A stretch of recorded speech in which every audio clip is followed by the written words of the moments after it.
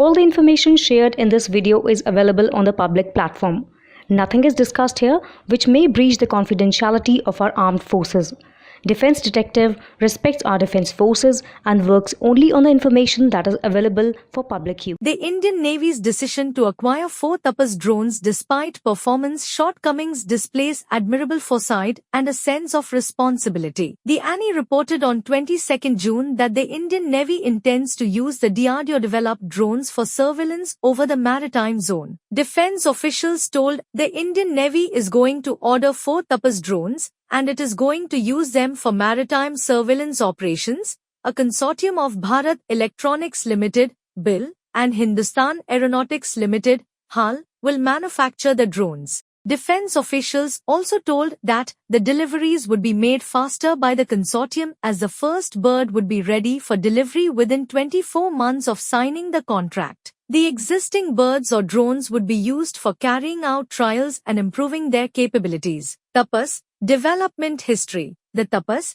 Tactical Airborne Platform for Surveillance Beyond Horizon 201, Tapas BH-201, project was sanctioned as a mission mode project in February 2011 with an initial deadline of August 2016. The deadline was revised several times, initially due to project management issues typical of a new aeronautics endeavor and later due to critical performance shortfalls. The drone's performance remained short of JQSR, Joint Services Qualitative Requirements, benchmarks in payload, operational ceiling, and endurance. The weight of the drone is 2,800 kilograms instead of 1,800 kilograms. Its operational ceiling is 27,000 feet instead of 30,000 feet, and its endurance is 18 hours instead of 14 hours. The Time of India reported in January that India had defunded the Tapas project because it failed to meet JSQR. It was left to the DRDO management to pursue the project or otherwise. Rationale for revival. Broadly speaking,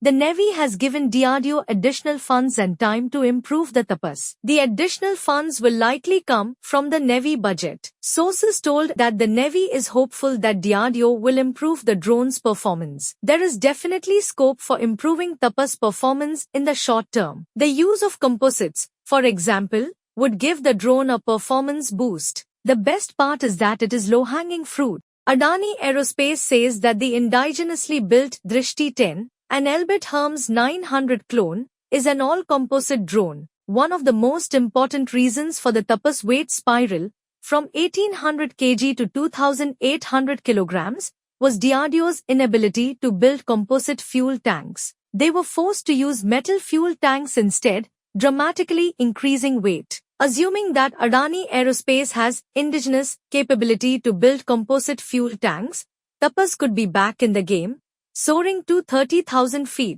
There is also scope for improving the performance of the drone through the use of a suitable turboprop power plant instead of a diesel power plant. It's not clear why DRDO, which initially planned to use turboprop engines, switched to diesel engines. Assuming that a diesel engine because a suitable turboprop engine was not available, it is possible that the lifeline to the project given by the Navy would help the DRDO resolve the issue by collaborating with a foreign turboprop manufacturer. Tapas, Performance Limitations. Some of the Tapas performance shortfalls are due to its design, which is based on a conventional aerial platform. Most successful military UAVs use a single-engine, twin-boom design, SCTB, with a turboprop engine featuring a pusher propeller fitted aft of the fuselage. A twin-boom design increases overall aerodynamic efficiency and reduces drag. The wider fuselage facilitates fitting sensors and generates body lift,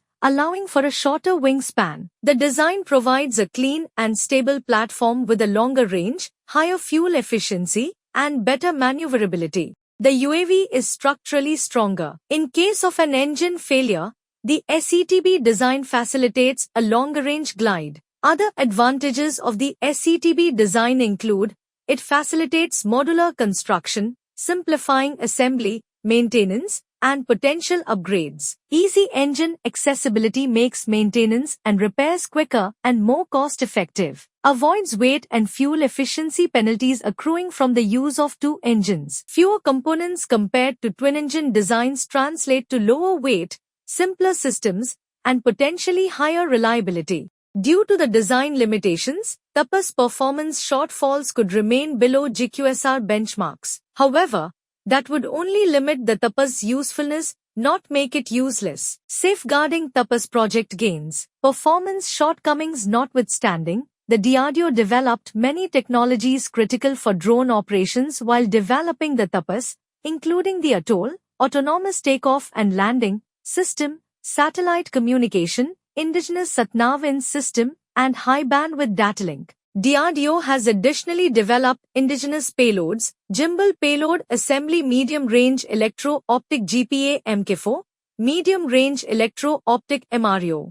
Finally, DRDO has been actively involved in developing a synthetic aperture radar, SAR, for carriage on a male drone. SAR is an important airborne imaging sensor used for surveillance. It is highly likely that the TAPS drones acquired by the Navy would be fitted with a SAR. The technological gains from the TAPS project must be preserved for use in future male drone projects. The point here is that without funding for an active male drone, the effort, cost, and technology developed would be rapidly lost with time. The Indian Navy has made a smart move by reviving the TAPS project with what is roughly a LRIP, low-rate initial production, order. By reposing confidence in indigenous technology and the DRDO, the Navy is ensuring that it will stay strong and grow increasingly self-reliant in the days ahead.